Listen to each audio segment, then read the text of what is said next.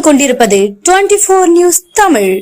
நாகூரில் மர்ம நபர்கள் இருவர் இருசக்கர வாகனத்தை திருடிச் செல்லும் சிசிடிவி காட்சி சமூக வலைதளங்களில் வைரல்.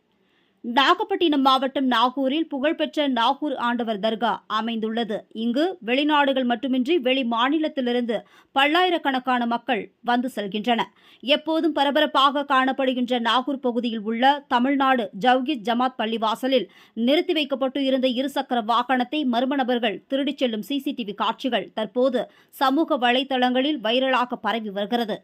குறிப்பாக மர்ம நபர்கள் தொழுகை நேரத்தை தங்களுக்கு சாதகமாக பயன்படுத்தி இருசக்கர வாகனத்தை திருடிச் செல்லும் சம்பவத்தை அரங்கேற்றியுள்ளனர்.